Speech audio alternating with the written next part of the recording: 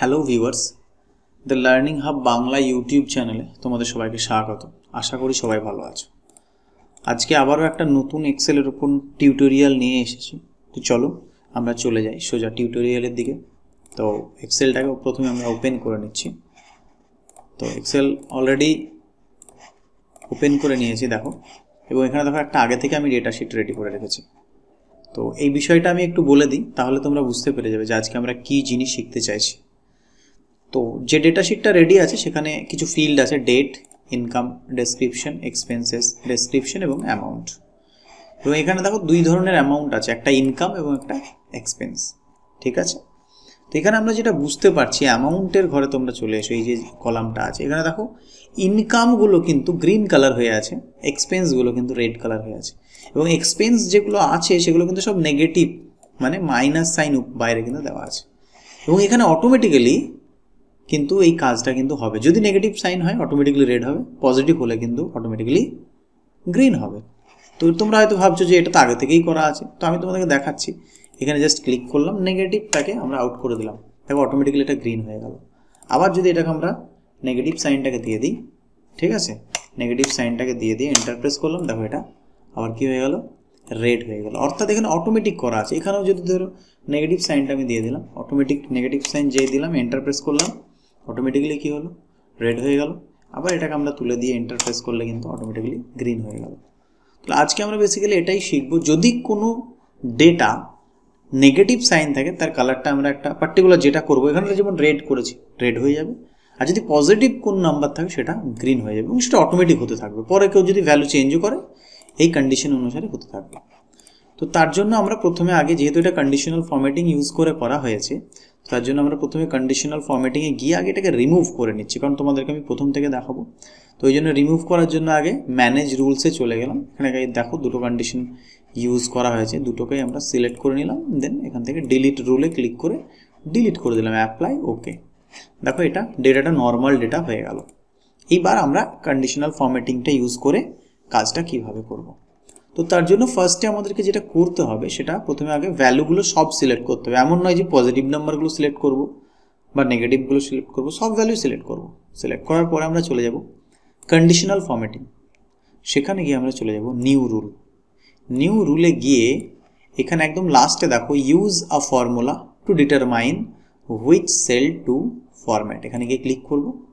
Click করার পর এই যে format value where this formula is true, এই যে জায়গাটা দিচ্ছে, এই পোর্শনে গিয়ে আমরা ক্লিক করে প্রথম সেলটাতে যে ভ্যালুটা লেখা আছে ওটা ক্লিক করে দেবো। ক্লিক করে দিলে দেখো এখানে একটা কিন্তু লেখা কিন্তু আসছে, ইকুয়াল টুর পরে কি আসছে, ডলার জি, আবার ডলার, তারপর আবার 3। এই জায়গাটাতে আমাদেরকে যেটা করতে হবে, আমাদেরকে এই ডলারগুলোকে তুলতে হবে। তোলার জন্য আমরা কিবোর্ড থেকে ফাংশন কি আছে, F4 প্রেস করব। কবার F4 প্রেস করব আমি সেটা তোমাদেরকে এখনই বলে দিচ্ছি। যতক্ষণ না পর্যন্ত এই ডলারগুলো উঠে যাবে ততক্ষণ পর্যন্ত আমাদেরকে F4 প্রেস করতে হবে।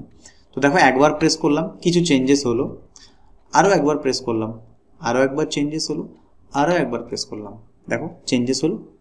তাহলে নর্মাল G3 চলে আসলো। তাহলে কবার প্রেস করলাম F4, 3 বার, থার্ড টাইমস 3 বার প্রেস করার পরে কিন্তু এই G3টা নর্মাল মোডে চলে আসলো। তো যখন নর্মাল চলে আসবে, এরপর আমরা কি করব, গ্রেটার দেন দেবো। গ্রেটার দেন মানে কি, বেশি, তারপরে ভ্যালু দেবো 0। অর্থাৎ এটা বলা হচ্ছে ওই সেলের মধ্যে গ্রেটার দেন 0 মানে 0-র বেশি যদি হয় তাহলে কি হবে, তাহলে আমরা কি কালার দিতে চাইছি। এখানে প্রিভিউয়ে কি দেখাচ্ছে, নো ফরম্যাট সেট। তো আমরা এখানে ফরম্যাটে গিয়ে সেট করব ফরম্যাটটাকে। তো কালার আমরা কি দিতে চাইছি, 0-র বেশি হলে, 0-র বেশি মানে কিন্তু 1 2 3 4 যাই ভ্যালু হোক, অর্থাৎ এক কথায় পজিটিভ নাম্বার 0-র বেশি হলে।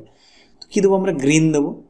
গ্রিনটাকে সিলেক্ট করলাম, ওকে করলাম, দেন আবার ওকে করলাম। দেখো পজিটিভ নাম্বার কটা আছে, 2টো আছে, তাই দুটোতেই কিন্তু এসেছে। এবার যদি আমরা একটা নেগেটিভ, এই যে কোয়েশ্চেন মাইনাসটাকে যদি তুলে এন্টার মেরে দিই, দেখো এটাও কিন্তু চলে আসলো।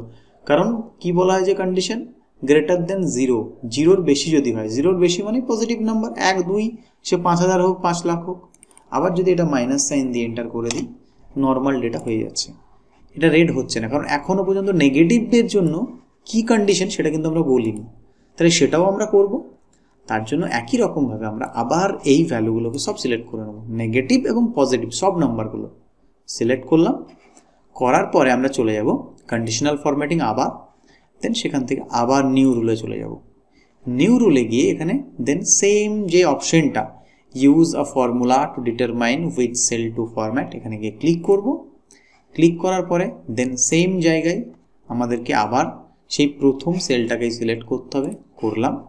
এই সেলটাকে সিলেক্ট করার পরে একই রকমভাবে আমরা আবার F4 প্রেস করব, কবার? 3 বার, 1 2 3।